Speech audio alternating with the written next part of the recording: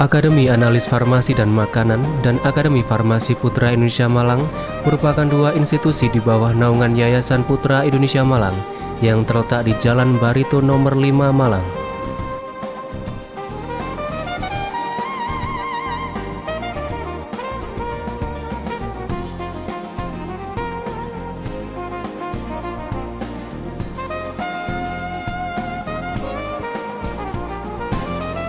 Guna mengembangkan kompetensi mahasiswa, Akafarma dan Akfar menjalin kerjasama dengan dunia usaha, dunia industri, dan instansi pemerintah sebagai tempat praktek kerja lapangan atau magang kerja. Antara lain sektor pelayanan kesehatan masyarakat yang meliputi apotek, puskesmas dinas kesehatan, gudang farmasi dinas kesehatan. Sektor industri yang meliputi industri farmasi, industri makanan dan minuman, industri kosmetik, industri obat herbal, dan alat kesehatan. Lembaga pendidikan farmasi ini pun membekali diri dengan berbagai fasilitas yang representatif, mulai ruang perkuliahan, fasilitas pendidikan seperti laboratorium perapotikan, laboratorium farmasetika, laboratorium biologi farmasi, laboratorium mikrobiologi, laboratorium kimia, laboratorium kimia farmasi, laboratorium farmakognosi, laboratorium farmakologi, dan simulasi apotek. Fasilitas penunjang yaitu fasilitas laboratorium komputer, laboratorium bahasa Inggris, studio musik, zona hotspot intranet outdoor learning, perpustakaan e-library, dan asrama mahasiswi.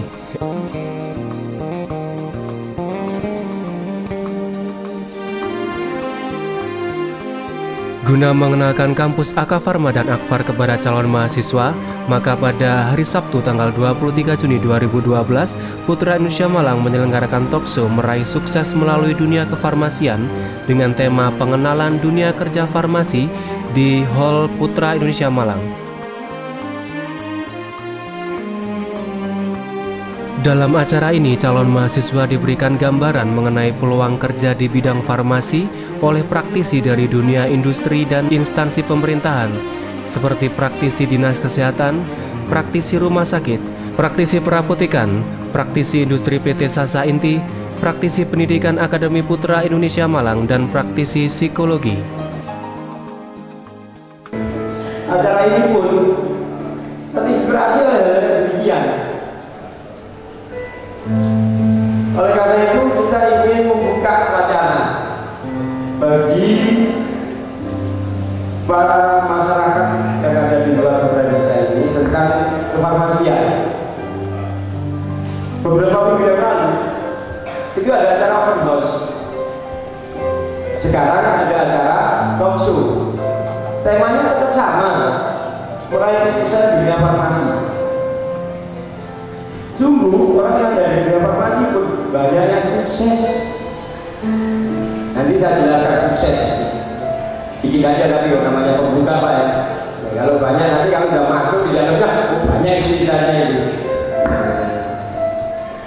Dari para pendaftar, diskusi-diskusi yang dilakukan pada saat daftar-daftar itu, kita mendapatkan sebuah informasi. Sebenarnya kalau sudah sekolah farmasi itu bagaimana sih keadaannya? Lantas ada di mana saja? Gambarannya dari pertanyaan para pendaftar ini, kita adakan acara ini yang namanya kita kemas dengan talk show. Praktisi dari Dinas Kesehatan menjelaskan kepada peserta mengenai peranan tenaga teknis kefarmasian, yaitu sebagai tenaga fungsional di bidang pengawas farmasi, pengawas makanan dan minuman, analis laboratorium, dan penanggung jawab obat-obatan. Awali dengan bismillahirrahmanirrahim. Semoga memberi manfaat kepada kita semua, dan kita ucapkan syukur kepada Allah Tuhan Yang Maha Esa bahwa pada hari ini kita diberi kesehatan dan kekuatan. Dinas kesehatan itu adalah satuan kerja perangkat daerah di bidang kesehatan. Jadi kalau kerja di dinas kesehatan itu sebagai PNS, tetapi PNS zaman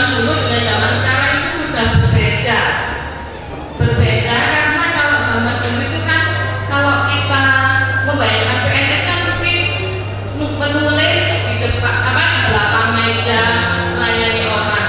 Kalau sekarang enggak, pemerintah mulai tahun ini sudah tidak menerima tenaga administrasi. PNS yang diterima adalah tenaga fungsional. Tenaga fungsional itu artinya apa? Tenaga yang mempunyai fungsi-fungsi tertentu, termasuk tenaga fungsional di bidang farmasi, makanan, dan minuman. Sampai saat ini di Dinas Kesehatan Kota Malang khususnya masih sangat banyak diperlukan tenaga teknis kefarmasian. Jadi jangan khawatir, tiap tahun pasti akan ada usulan. Ini lebih jelas ya. Nah, apa saja jabatannya tenaga teknis kefarmasian di Dinas Kesehatan? Ini ada sebagai pengawas farmasi. Artinya nanti saya jelaskan lebih lanjut. Kemudian pengawas makanan dan minuman, kemudian analis laboratorium, ya jadi kami, kemudian penanggung jawab obat-obatan. Nah ini, kemudian kami di Dinas Kesehatan ada bidang yang namanya bidang farmasi makanan minuman. Bidang farmasi makanan minuman ini adalah di seksi yang mengawasi obat, kosmetik, dan obat tradisional. Ini yang berperan adalah tenaga teknis kefarmasian. Nah ini apa tugasnya? Mengawasi obat-obatan yang beredar di masyarakat dari segi mutu dan keabsahan. Kemudian ini yang satu lagi, selain obat, kosmetik juga mengawasi keamanan pangan yang beredar di masyarakat. Nah ini tugas di seksi saya kebetulan. Nah ini saya harus dibantu oleh tenaga teknis kefarmasian yang melakukan pengawasan. Kemudian ini di Dinas Kesehatan juga ada laboratorium kesehatan daerah.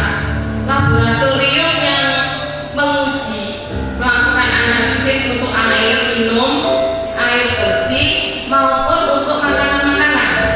Ini namanya PT Laboratorium Kesehatan. Di sini ada jabatan analisis laboratorium. Mungkin ini dari lulusan Akafarma. Kalau yang pengawas obat dan sebagainya tadi, baik dari apa maupun Akafarma. Tapi kalau khusus yang di laboratorium ini adalah untuk lulusan Akafarma. Nah kemudian ini UPT Puskesmas, unit pelaksana teknis ya UPT itu.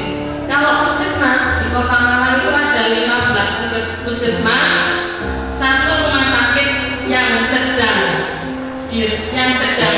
mulai berjalan, dan ada satu rumah sakit bersalin, sehingga ada 17. Nah ini di sana, di rumah sakit maupun di puskesmas diperlukan penanggung jawab obat-obatan yang tugasnya ini merencanakan obat apa saja yang diperlukan di rumah sakit itu, kemudian melakukan pelayanan kefarmasian kepada pasien, kemudian menjamin untuk obat-obatan. Artinya apa? Bagaimana sih cara menyimpan obatnya betul, bagaimana cara menyimpan obatnya betul. Nah saat ini kebetulan di Dinas Kesehatan Kota Malang kami sebetulnya masih perlu lagi tenaga ini sebanyak 20 orang tenaga ya. Tetapi karena pemerintah anggarannya terbatas, biasanya kan tiap tahun itu 5, jadi tiap tahun selalu ada saja yang diperlukan. Jadi sangat, kalau menurut saya untuk tenaga teknis kefarmasian ini memang di mana-mana sangat dibutuhkan. Bahkan di kota-kota lain, kita di Kota Malang, mengelola obat-obatan ini masih kadang-kadang masih dilakukan oleh tenaga yang bukan teknis kefarmasian. Karena apa? Karena memang tenaga untuk itu belum ada. Ya. Itu mungkin ya.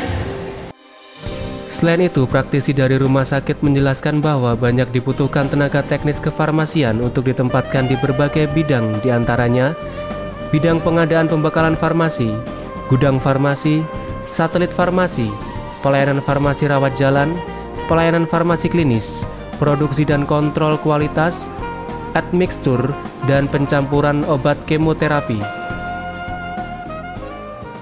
Atau keputusan Menteri Kesehatan mengacu pada aktivitas rumah sakit, ya. Para tenaga yang berkaitan atau yang berkaitan dengan obat maupun perbekalan farmasi itu wajib dikerjakan oleh tenaga asisten atau tenaga farmasi, ya. Tenaga farmasi. Ya, sehingga mungkin dari aspek hukum, ya, itu ini juga sangat penting sekali diatur dengan undang-undang, ya. Dan kemudian untuk strata pendidikan farmasi sendiri, untuk strata pendidikan farmasi ini sangat kita perlukan, sehingga mungkin dari farmasinya sendiri mampu atau bisa berkomunikasi baik itu dengan dokternya, dengan perawatnya, dengan tenaga paramedis yang lain. Dan sehingga dalam hal ini tentu yang namanya farmasi itu adalah profesi yang tidak tergantikan oleh profesi lain, karena ini diatur oleh undang-undang. Nah, kemudian bagaimana distribusi tenaga farmasi sendiri di rumah sakit? Distribusi tenaga farmasi di rumah sakit, ya, yang pertama mungkin bisa menempati di bagian pengadaan farmasi, di pengadaan perbekalan kesediaan farmasi. Terus kemudian yang kedua yang juga tidak akan tergantikan dengan profesi lain adalah menempati bidang farmasi. Nah, ini tidak akan tergantikan dengan tenaga atau profesi lain selain farmasi. Kemudian satelit farmasi ini adalah tempat yang memang dikhususkan untuk rawat inap, yang ini juga harus dikerjakan oleh seorang farmasi.